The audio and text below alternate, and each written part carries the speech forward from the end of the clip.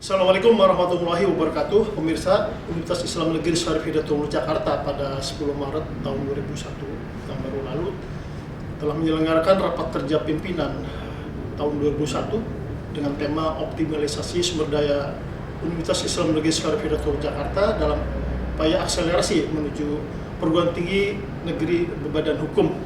Sekurangnya ada 6 isu strategis yang dibahas di dalam rakapim tersebut.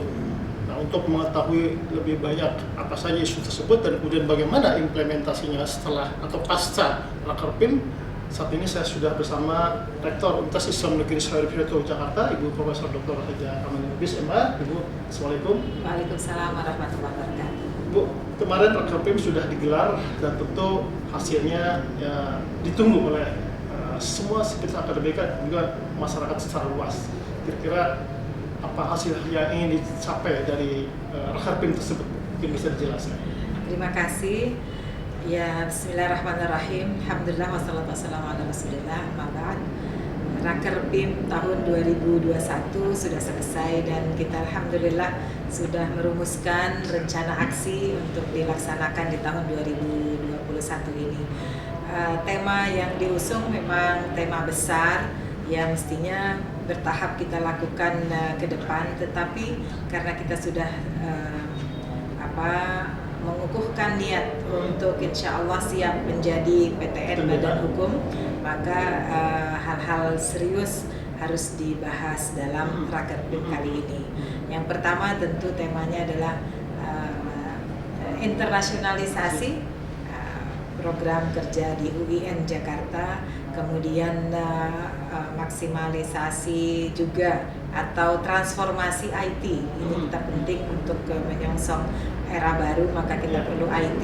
Kemudian peningkatan karya dan haki dari dosen serta pegawai UIN Jakarta. Kemudian tema penting juga tentang mahasiswa dan alumni. Lalu tentang aset, optimalisasi penggunaan aset UIN Jakarta yang banyak ini tapi belum juga maksimal. Yang terakhir adalah subtema tentang pemberdayaan SDM di UIN Jakarta. Ini sangat penting, baik itu tenaga pengajar maupun tenaga kependidikan. Ya. Dari 6 yang menjadi pembahasan utama di Rakerpim kemarin, mana di antara ke-6 itu yang menjadi skala prioritas harus atau mungkin secara simultan? Ya, jadi semua ini adalah bidang-bidang yang memang kita laksanakan semuanya, baik itu di fakultas maupun di lembaga dan pusat ya, direktorat juga melaksanakan hal ini. Tentu kita tidak bisa mengatakan bidang internasionalisasi lebih penting dari IT atau dari pengembangan SDM. Ya, jadi sebenarnya kita melakukannya secara simultan. Insya Allah saya dibantu oleh para wakil rektor untuk mengawasi pelaksanaan rencana aksi ini dan menerjemahkannya kepada program prioritas. Karena kan ketika rapat kita sepertinya mengumpulkan banyak ide ya, tapi kita akan tuangkan pada program prioritas dan itu tentu beserta anggarannya.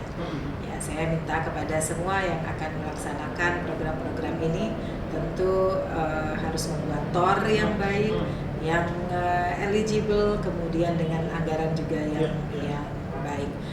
Nah, untuk itu di akhir Rakerpim UIN Jakarta tahun 2021 ada prosesi penyerahan IKU.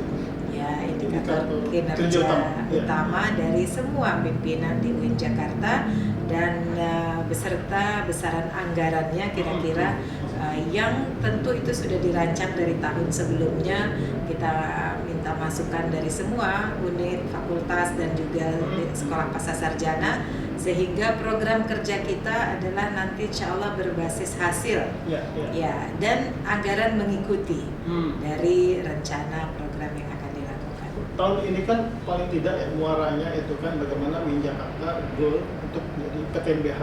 Nah, tentu ada langkah-langkah atau yang harus dilakukan. Ya, akhirnya langkah strategis yang dilakukan ini seperti apa? Ya, tentu sebagaimana diketahui bahwa proses untuk menjadi PTN Badan Hukum kita sudah dari 2018.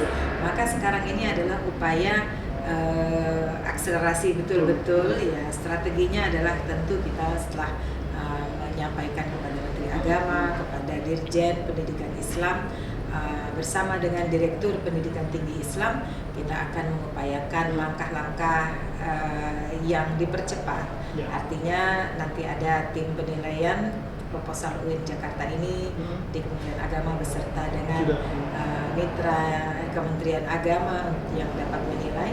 Kemudian akan mengeluarkan rekomendasi, dan pada saat itu juga kita akan yang dengan Kementerian Agama berkoordinasi dengan Kementerian Pendidikan dan Kebudayaan, Kementerian Koordinator PMK, Menpan RB, kemudian juga tentu Kementerian Hukum dan HAM, karena kita akan diberi nanti peraturan pemerintah status perguruan tinggi badan negeri badan hukum berupa peraturan pemerintah ditandatangani oleh Presiden. Maka dari itu kita juga akan mengawal bagaimana agar visi misi sasaran dan tujuan dari program di UIN Jakarta bisa tertuang pada PP pemerintah ini. Tentu kita akan kawal terus, mudah-mudahan lancar. Ya, mohon doa dari semua. Untuk menuju ke sana, Bu, ya, kan tentunya harus juga berdasarkan dukungan dari berbagai pihak atau komponen, ya. Misalnya dari anggaran, struktur birokrasi, kemudian juga sumber daya manusia. Ini bagaimana antara dukungan-dukungan ini, apakah mereka memang sudah kita siapkan atau seperti apa? Ya, betul. Jadi pembenahan secara internal sudah dilakukan tentu dari bertahun-tahun lalu, tetapi tahun lalu dan tahun ini kita akan optimalkan lagi. Jadi dari hasil Raker PIM kemarin, alhamdulillah banyak prestasi yang diraih. Apakah prestasi dari Kementerian Agama yang memang memberikan award ya kepada UIN Jakarta, punya program studi terakreditasi A terbanyak, guru besar terbanyak, kemudian jurnal reputasi terbanyak. Kemudian sebenarnya kita juga reputasi di bidang lain juga tinggi, cuma mungkin kampus lain ya PTKIN lain mungkin ada lebih keunggulan. Seperti kita punya mahasiswa asing banyak, kemudian pengelolaan PKBLU kita juga terbaik ya. Baik kedua, tetapi sudah baik dengan besaran anggaran yang kita miliki. Kalau kampus lain mungkin agak di bawah UIN Jakarta, tapi UIN Jakarta dengan besaran anggaran itu alhamdulillah sudah dilaksanakan dengan baik. Kemudian akselerasi guru besar lancar insya Allah. Tahun lalu kita sudah ada 12 guru besar, dan tahun ini juga banyak. Di samping dengan penyelesaian studi bagi dosen yang menjadi doktor. Ya, tahun lalu juga sudah ada mungkin 20 ya. Tahun ini kata dekan-dekan juga menjanjikan akan panen banyak sekali dokter. Dengan demikian ada data yang sudah saya koreksi waktu Raker PIM, sebenarnya dosen dan yang berstatus kualifikasinya S2 bukan 700 tetapi 450. Berarti sisanya dokter. Berarti kita juga ya insya Allah peningkatan ini sudah menunjukkan bahwa kita layak untuk menjadi PTN Badan Hukum. Bu, juga menarik apa yang akan Ibu tadi tentang publikasi. Untuk menjadi academic excellence itu kan, tentu kita berharap tidak semata banyaknya di segi publikasi, tapi juga kualitas dan inovasi. Ini bagaimana upaya-upaya meningkatkan reputasi melalui kualitas publikasi tadi. Ya. Publikasi di UIN Jakarta, kalau kita lihat angka di Scopus ya, dokumen di Scopus UIN Jakarta yang terbanyak tentu hingga kini se-PTKIN. Tapi masih kurang dibanding dengan jumlah dosen yang 1.103, tetapi capaian dokumen di Scopus 875 kalau tidak salah. Nah, ini berarti masih kita upayakan terus. Kalau kita lihat hasil dari ada haki atau paten dari dosen-dosen di UIN Jakarta, termasuk juga mahasiswanya, mereka sebenarnya inovatif. Jadi kalau kita lihat di Fakultas Sains dan Teknologi tentu ada capaian-capaian hasil, baik kalau di prodi teknik informatika tentu banyak menghasilkan ya aplikasi-aplikasi. Kemudian dalam sistem informasi juga demikian. Jadi dosen di sistem informasi memang paling banyak memperoleh paten dan juga tulisan ilmiah. Kemudian di agribisnis juga ada hasil. Di bidang ilmu yang agama juga demikian, haki dan juga pikiran-pikiran yang tertuang dalam buku dan dalam jurnal-jurnal sangat inovatif. Integrasi ilmu yang memang menjadi kekuatan UIN Jakarta, dan karena untuk itu dulu ya kita disetujui menjadi universitas karena ada keunggulan interdisciplinary dan bahkan multidisiplin yang kita ajarkan. Alhamdulillah sudah juga melahirkan pemikir-pemikir, melahirkan profesional yang juga mumpuni di bidangnya. Hasil-hasil riset yang inovatif ini kan tentu punya nilai jual kan. Nah, tentu saja di sana ada dorongan yang harus terus-menerus dilakukan. Ya betul.